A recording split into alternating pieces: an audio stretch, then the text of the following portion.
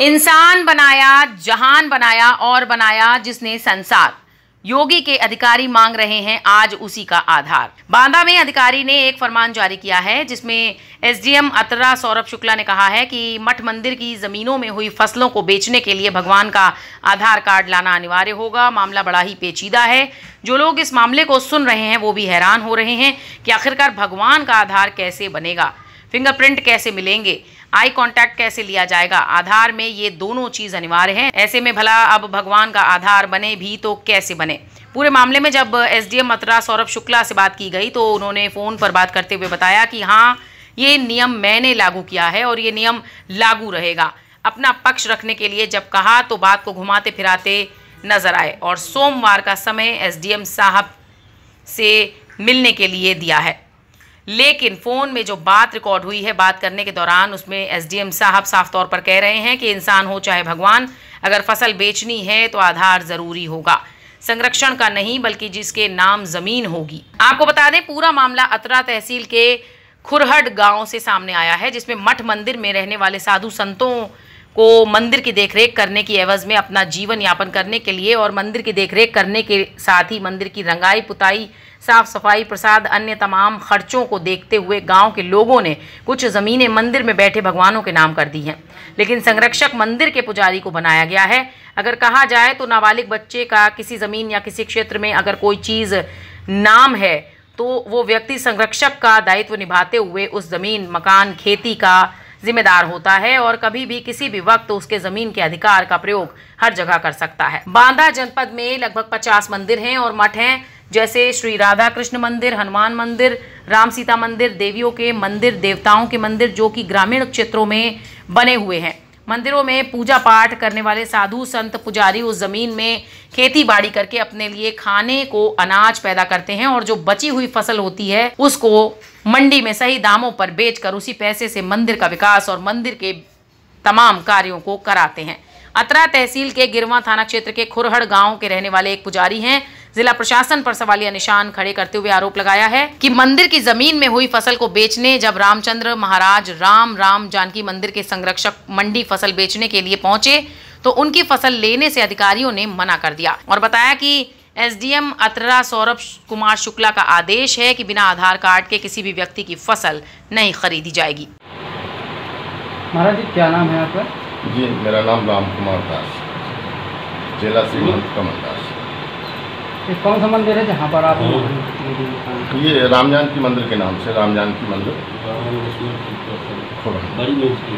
अभी एक मामला आया हुआ है भगवान का आधार कार्ड मांगने को लेकर, क्या है ये पूरा मामला? हाँ, आप ठीक कह रहे हैं। अभी सरकार की व्यवस्था है कि हम धान खरीद केंद्र खोलने की और सरकारी रेटों पे ये लोग खरीदते हैं, सरकार खरीदती है। तो अभी हमने गेहूं बेचने के लिए ऑनलाइन पंजीयन करवाया था। उसमें 2-4 दिन में लेखपाल और उप जिलाधिकारी महोदय की रिपोर्ट लगती है, सत्यापन होता है जिसे कहा जाए। तो उस समय पंचायती चुनाव का मामला चल रहा था। 4-6 दिन बाद हमने देखा तो अभी कोई सत्यापन नहीं हुआ। लेखपाल से पूछा तो कहा 1-2 दिन में हो जाएगा। फिर और आगे चलें तो लेखपाल का सत्यापन तो हो गया खतौनी के नाम से, लेकिन एसडीएम साहब का सत्यापन नहीं मिल रहा था। सत्यापन हुआ ही नहीं था यूँ कहीं। तब तक इलेक्शन, पंचायती चुनाव बहुत नज़दीक आ गए थे तो हम भी थोड़ा ढीले हो गए कि साहब लोग उलझे होंगे। और यहाँ कोरोना की बहुत मारामारी चल रही थी, तो ना तो मैं ही निकल पाता था कि मैं बाजार जाऊँ, देखूँ, कहूँ, क्या करूँ। इलेक्शन समापन हो गया, वोट खुल गए, रिजल्ट आ गए वोटिंग के। तो एक दिन समय निकाल करके मैं खुरहन स्टेशन गया जहाँ पे ऑनलाइन वाले लोग बैठते हैं, कैफे वाले लोग बैठते हैं। तो रामजान की मिल के सामने एक लड़का बैठता है, तो मैं वहाँ पहुँचा तो हमने मोबाइल नंबर दे करके उसकी जानकारी लेनी चाहिए। तो उसने निकाला, कहे हमारा सत्यापन तो हो गया है लेकिन आपका नील है। मतलब मुझे आपका एसडीएम साहब ने निरस्त कर दिया। मैं चौंक गया, भाई निरस्त कर दिया है तो हम गल्ला कहाँ बेचेंगे। कैसे क्या होगा। तो मैंने लेखपाल को फ़ोन मिलाया, लेखपाल साहब से पूछा तो उन्होंने कहा कि ये शासनादेश है और मंदिर मस्जिद का सत्यापन नहीं होगा, हमने तो कोई व्यवस्था होगी बेचने की। मन में एक बात आई कि सत्यापन नहीं होगा, जितना आपका आ गया है मूल्यांकन में आप उतना बेच सकते हैं। लेकिन फिर मन में आया कि एसडीएम साहब से क्यों ना बात करके उसको क्लियर कर लिया जाए। तो श्रीमान उप जिलाधिकारी महोदय अतर्रा, नंबर देखा तो नंबर पड़ा हुआ था, मैंने फ़ोन लगाया, अपनी स्थिति बताई। तो एसडीएम साहब ने कहा फ़ोन पे कि आपने लेखपाल से बात किया? नहीं, जस्ट सर आपसे बात करने के जस्ट 1 मिनट पहले, उनसे बात करने के बाद ही मैंने आपको लगाया है। तो कहे ठीक है, थोड़ा रुकिए, मैं जानकारी करके बताता हूँ। तो हमने कहा श्रीमान जी कितना समय लगेगा? बोले आधा घंटे। ठीक है, मैं उसी कैफ़े की दुकान में बैठा रहा। आधा घंटे बाद फ़ोन लगाया तो उन्होंने कहा कि आपका बिक ना पाएगा, शासनादेश है, मंदिर मस्जिद का सत्यापन नहीं होगा। सर तो कोई विकल्प? बोल विकल्प ये है कि आप आड़तियों के यहाँ बेचिए। मैंने कहा साहब आड़तियों के यहाँ औने पौने दामों में जाएगा, बहुत परिश्रम से हमने ये फसल पैदा की है और साहब ठाकुर जी की सेवा में लगना है। बोले नहीं, वो शासन का आदेश है, वो आपका नहीं हो पाएगा, फ़ोन काट दिया। अब जो पिटेगा वो अपनी बात तो कहेगा ही। अब हमें तो चोट लग गई, साल भर किया है, मेहनत किया है, ठंडी में भी, गर्मियों में भी, बरसात में भी, फिर मंदिर चलाना है। कोई ज़्यादा ज़मीन नहीं है, वैसे तो 40 बीघे कहने के लिए लगी है, लेकिन 20-22 बीघे का हम करते हैं। तो उसी में राग भोग, डेंटिंग, पेंटिंग आदि सब, और पैदावार तो आप देखते ही हैं कि हमारे यहाँ कितनी अच्छी होती है। तो अपने इष्ट मित्रों से कहा, भक्तों से भी बताया कि यार ऐसा ऐसा हो गया है भाई, क्या किया जाए। कहे फिर हम बात करते हैं। तो किसी दूसरे भक्त ने बात किया तो उसको भी यही जवाब मिला कि यार ये प्रकरण आया था कभी और इसके बारे में तो मैं बता चुका हूँ, वो सत्यापन नहीं होगा, आप आड़तियों के यहाँ भेज दीजिए।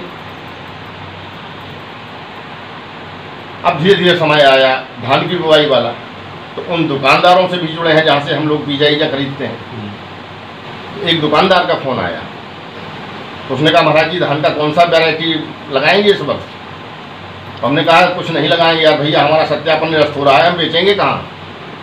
कहे क्या हुआ? हमने कहा साहब वो जो बेचने के लिए सत्यापन कराया जाता है, ऑनलाइन कराया जाता है सरकारी खरीद में, वो हमने कहा एसडीएम साहब ने निरस्त कर दिया।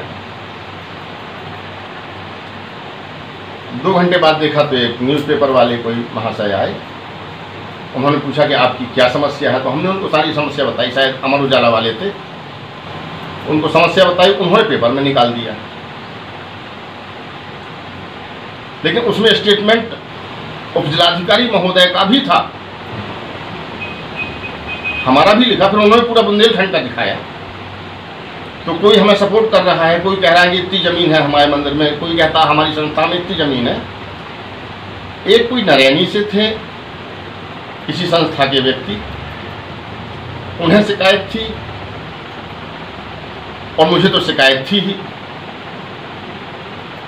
महंत जी, लेकिन सबसे बड़ा सवाल ये उठता है कि आधार कार्ड भगवान का जी। ये सवाल किसने उठाया था कि जो भी फसल बेचे, यानी जिसके भी नाम फसल होगी या खेत होगा, उसका आधार कार्ड लगेगा? क्या यहाँ पर उप जिलाधिकारी ने ये कहा था? जी। जब हमारी फ़ोन पे बात हुई है कैफ़े से, मैं ये बताना भूल गया था, जब हमारी कैफ़े पे बात हुई तो उप जिलाधिकारी महोदय ने ये कहा, सौरभ शुक्ला जी साहब हैं, उन्होंने कहा कि आधार आपका लगा होगा। हमने कहा जी सर। कहे नहीं, जिसकी ज़मीन है उसी का आधार होना चाहिए। तो मेरी समझ में ये नहीं आया कि भगवान का तो आधार आज तक हमने बनते देखा नहीं है, ना हमारी नज़र में आया है। फिर भगवान तो प्रस्तर प्रतिमा है, धातु प्रतिमा है, मुट्ठी बांधे हुए हैं, अंगूठा तो ठीक है, फिर लगेगा कैसे, चिन्ह कैसे आएंगे? तो उनका आधार तो लगता है कि गवर्नमेंट भी ना बना पाएगी। अब उनका आधार लगेगा जिसके नाम ज़मीन है, तो अब भगवान का आधार हम कहाँ से लाएं? कहने का मतलब ये है जिसने दुनिया का आधार बनाया, जी, उसका आधार की जरूरत पड़ रही है, उसके आधार की जरूरत पड़ रही है। Bureau report, news hub Bharat.